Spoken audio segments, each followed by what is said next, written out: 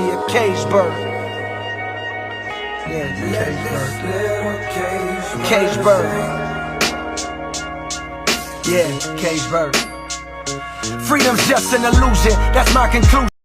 What's up, everybody? So I've been doing some crazy testing on opals, as you may have saw from one of my posts. So I'm going to go ahead and I'm going to do a video today about how I do opals. I don't fucking preheat them. Just put them right there, just chuck them in a tube. So we'll go through the process of how I nail these and how they survive. Step 1, how I do opals. Get yourself a tube that the opal fits in. Boom. Boom. Round bottom on the tube. Opal. No, I don't pre-warm them or nothing. Take it. Put it in the tube.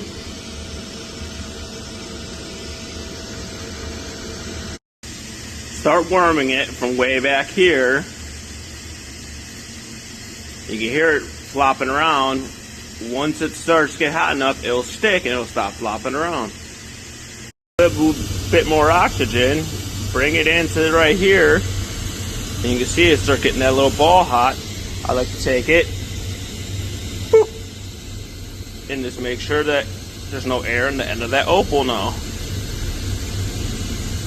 This is an important step. See how the opal is not really level? So you can get hot and your job is just going to keep it to be level and have it slowly increase the glass around it.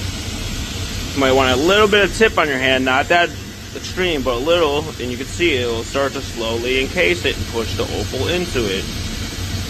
This way it helps to trap less air. I got one air bubble I got to deal with, but it helps to trap a little bit less air if you just let it gravity feed in. Working the opal, so all that glass is around it and it encases it. From time to time, I'll suck in just a little bit at the end of the tube, but you don't want to do it hard.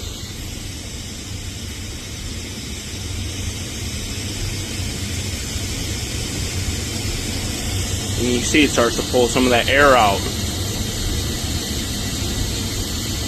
Working that opal, and you can see it wants to start trying to push itself on center as the glass adds up around it. It was very vertical before, now it's starting to go horizontal. We see we got a little bit left in the tube in the air, so we keep working it really slowly, and again suck a little bit of air in from the end of the tube slowly, and especially when it's got that heat base, it should finish it off.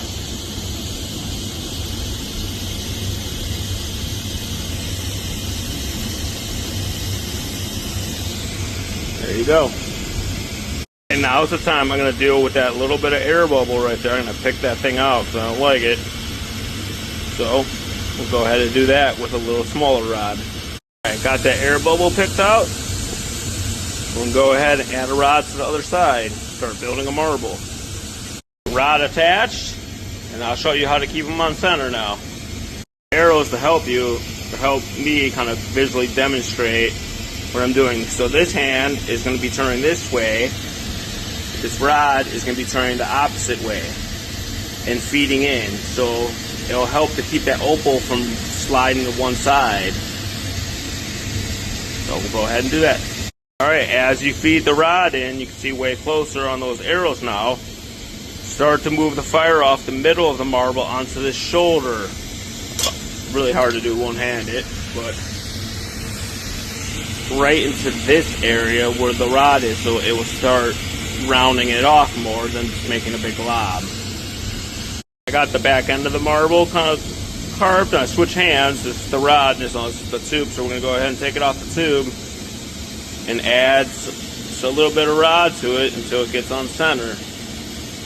Alright, tube off. So we're going to let this build a little bit so we can see how much tubing or how much rod we need to add to compensate to push that opal into the center, depending on how big we want this marble. Okay, we went ahead and added the other rod, and you can see where that kind of butt crease is where the rod's connected to each other. So it's pretty on center now. So we just got to give it some shape, and then show you the annealing process. Alright, back at it. Sorry, I had to take some business phone calls. So you see we got it pretty rounded out. Just pull it out the oven to finish it off. Got the mold. Let's finish it off. Alright, put it in the marble mold. Whee! Make sure it's pretty round. Take those any markings back off that it may have caused from the mold, and then we'll punny up and we'll switch sides. Alright, we punnied up on that side. Took the rod off this side. We're just going to smooth this out. Probably take a little bit off. Kind of guesstimate how much it needs in that tip. And then we'll put it on the mold to finish this side off. Alright, we took a little bit more off of there. Getting nice and hot. Had to surround everything in.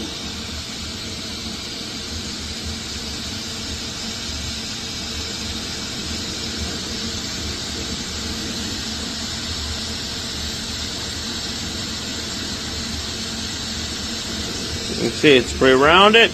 Again, go in the mold. Whee! Whee! Make sure you're constantly spinning it and moving it. Whee! There you go. Take your molding marks off that side. Now, in order to really make a marble, you would punny up on 90 degrees of this. Do that again. Punny up 180 from that. Do it again. But I'm doing this just to show an experiment of opals, so wait for it to cool down and we'll knock it off like this. And we'll clean up that punny mark. Clean up that punny mark. There you go. Let's get it in the oven. Alright, y'all ready to see this? This is where the magic happens. Alright, I'm going here.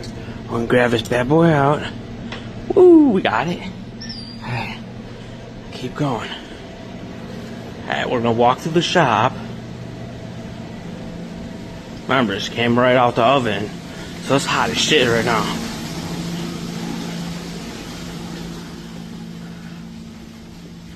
Alright, we're gonna go to the freezer. Alright, I'm gonna open this bad boy up. Yeah, I got a stand in my hand, so let me put that down. Alright, we got a little stand. Boom. I'm gonna put it in there. Boom. Close the door. That's it. Come back in 10 minutes.